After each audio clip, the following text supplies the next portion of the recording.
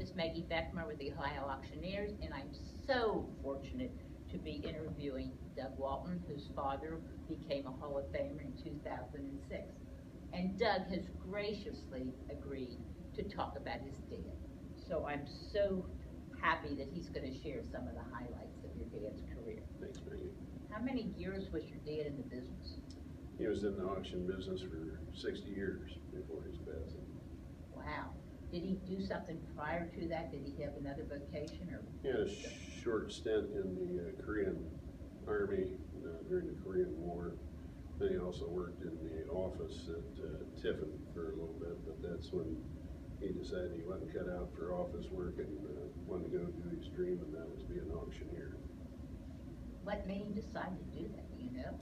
Well, my granddad, or my dad's father, Robert, was a livestock dealer. Our farm was set up early in the late 1780s and had been set up as a livestock farm, and we had shipped, when granddad was doing livestock dealership, shipped livestock by rail as well as by wagon in the early days, and then trucks in the later times. Wow, so that goes way back to your Yes. interest, doesn't it? Yes. Wow. What do you think your dad would think about the auction profession today? He'd probably sit back and laugh some because of all the electronics and technology. He was a man of very few equipment items. He believed in keeping it simple and easy, so he would probably think that the auction equipment we use today is probably a little far-fetched, or why we need so much to do what we used to do with so little. And tell me, Doug, wasn't he kind of a hands-on man, you know, talking to the people, being there for his people? He was One like, of the things you shared was his ethics and Yes. his integrity. yeah, he was a man of ethics, integrity, honesty. That was always first and foremost in him. And when he told you something, that was his honest opinion. Might not be what you wanted to hear, but it was what he felt, and that way you didn't have to look back later on and say, well, that isn't quite the way I thought it would pan out. So You could count on his word, Doug? that's correct. Did he have a staff when he was in business? Yes, he started out with Russell Sheetenhelm in the 51. A short time after that, in the late 52, 53, he worked with Gus Detweiler out of Hardin County, which Gus was an old veteran and been in business for a long time, and Dad helped him for a number of years till my dad and Greg joined up in about, I believe it was 1959, and they worked together for about 36 years till we parted. And each of us went our own ways. And so during that stint, back in the late 70s, he went back and finished Gus Detweiler up before he passed away. So those was the main auctioneers that he worked with. I know that you were past president of the OAA, and I know that you're his only child, and he's Correct. so very proud of you. Did you work with him in the company from the time you were young? Yes.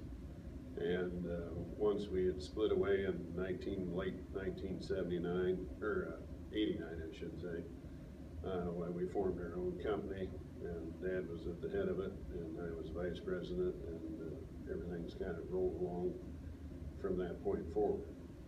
What was the demographics of his company, of your company? He covered pretty much the northwest and north central part of Ohio during his highlight career, and saw quite a few different lines of auctions. He did a lot of livestock as well as antiques and farm machinery and household goods. So that was. How did the OAA and NAA affect you and him, Doug, through the years? Well, the OAA and NAA have affected me because I've created relationships through being a part of the OAA, which has led me to get involved in the National Auctioneer Association. For Dad, the OAA was more of a fellowship time for meeting meeting other veteran auctioneers, as well as the NAA was more of a magazine or a device to watch what was going on for the future. I know you've been on the commission. Did your dad hold any offices in the OAA or NAA? He just helped with committees when it was desired that his help was needed, but he was a lifetime member of the OAA. Auctioneers are always known as big callers. Did your dad feel that way, or did he think that we were more than that? He felt big calling was very important. he knew it wasn't the only part that made up a good auctioneer, but as I said before, the ethics and honesty and integrity played a part of being that auctioneer. And then if you were blessed with the talent, that was the extra you had there with the vocal talent and knowing how to conduct the business. Can you tell any stories that your dad told you that just... He was kind of quick-witted. I'm not as good a joke teller as he was. And a lot of times, one of his favorite sayings was, don't be late or you're out, you know. And so just little quick sayings like that. Little short bursts, yeah. That's neat. Is there anything you think your dad would like to share with auctioneers today, do you think, Doug? I think he would tell a young person that's going to be an auctioneer that first you got to have a passion for it. Second, he would say it this way, which means honesty and integrity, that you need to have your nose clean, and which means to be ethical and do your best at whatever you set your foot forth in. But great advice. Is there anything else you'd like to add about your dad? He was a man I looked up to. He was a man of, as I say, few words as far as direction, but when he said something, he paid attention. I know when I come home from auction school, he said, you got 4 tires on your vehicle, and there's the road, so you can go out there and get busy just like he had. So maybe not what you would normally say to a child, but that's the way my dad was. I'm sure he's watching what you're saying right now. He's very, very proud of you. Anything else? No, just that, very few get to fill the time period of 60 years of auctioneering.